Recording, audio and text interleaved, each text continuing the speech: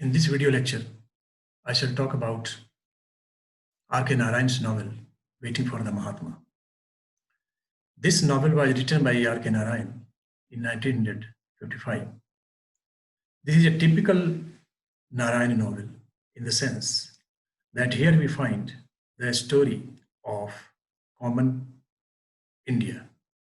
By the term common India, I mean the India inhabited by common men and women.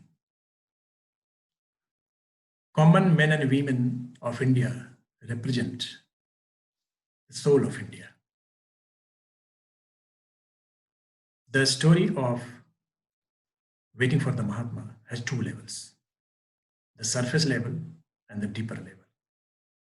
On the surface, this novel is the story of a person who became an orphan in childhood. He was brought up by his granny, I mean his grandmother, with love and care. But when he became a young man of 20 years, he started to live a life which his grandmother did not like. We can say that he became a wayward young man. He loved extravagance, good clothes, fashions, roaming in the market, with no belief in higher values and higher ideals of life. Very early in the novel, he falls in love with a girl. And that girl is a disciple of Mahatma Gandhi, who has come in Malgudi, the town of that young man, for collecting subscriptions, small amounts of money, which different people gave in different amounts. The person who falls in love, that is the young man who falls in love, is Sri Ram, and the girl with whom Sri Ram falls in love is Bharati. It may be proper to say that love is not the right word for the emotion which Sri Ram develops for Bharati. It is actually an infatuation which Sri Ram feels for Bharati. To get her, he joins the camp of Gandhi. He becomes a follower of Gandhi. But what is significant is that he doesn't become a disciple of Gandhi with his soul. He has come there only to get Bharati, to meet Bharati, to see Bharati, and to be with Bharati. It is just, you can say, a physical attachment with Bharati, which Sri Ram feels all the time. And he is ready to do everything to get her as his wife.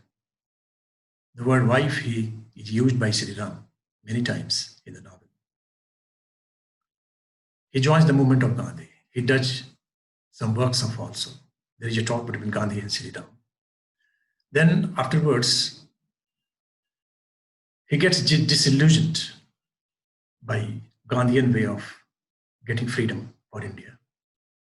And he joins Jagdish, who is a believer in the idea that the Gandhian prayer or the Gandhian way of liberating India will not be successful.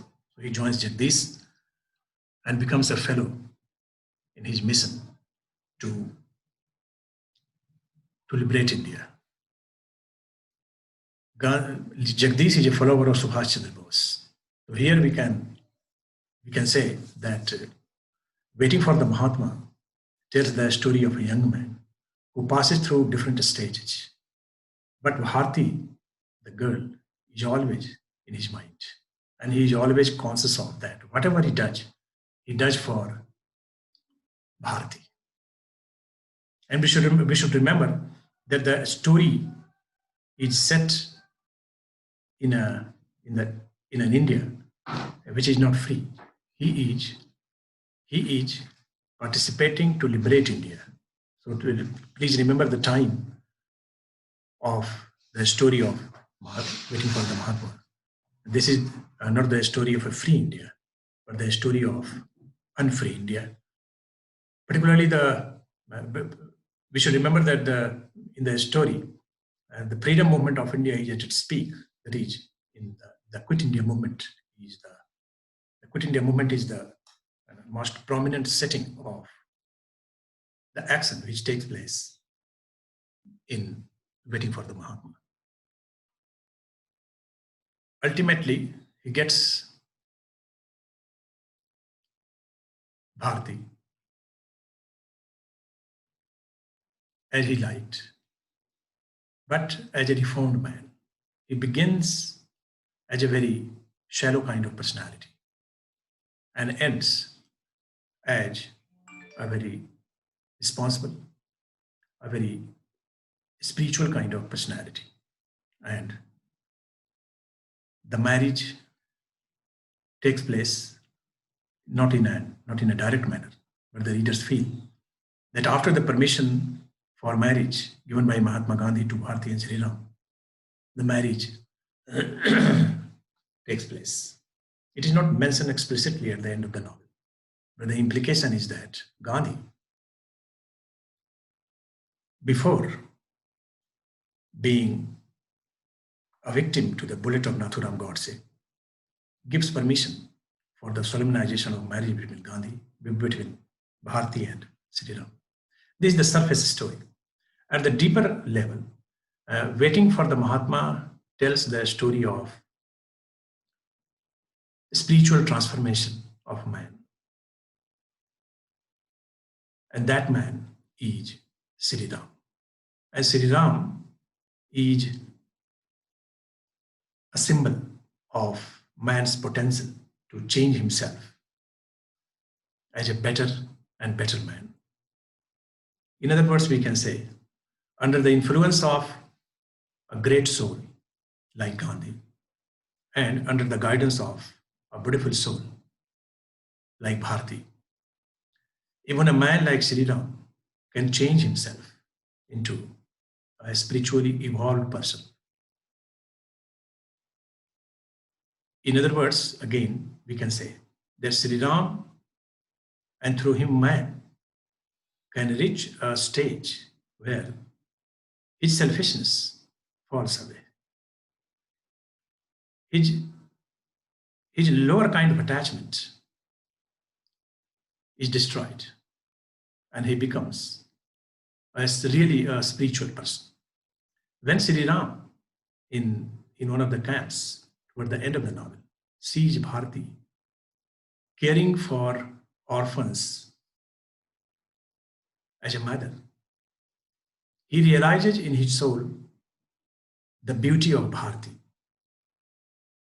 the sacrificing nature of Bharti, the care which she can give to orphans, the poor children who have been rendered homeless and parentless during the communal rights around the freedom of the country. This effect of Bharati as a mother makes Sri Ram realize that Bharati is not an ordinary woman. I do not deserve her. She is much higher than me as a human being. She is godly. So this is the final meaning we can say of a novel like Mahatma Gandhi, a novel like Waiting for the Mahatma, that through it, the writer R.K. Narayan gives the message that man has high potentials to be a saint. This is the deeper meaning of the novel. So in a nutshell, we can say that Waiting for the Mahatma is the story of man's upward movement.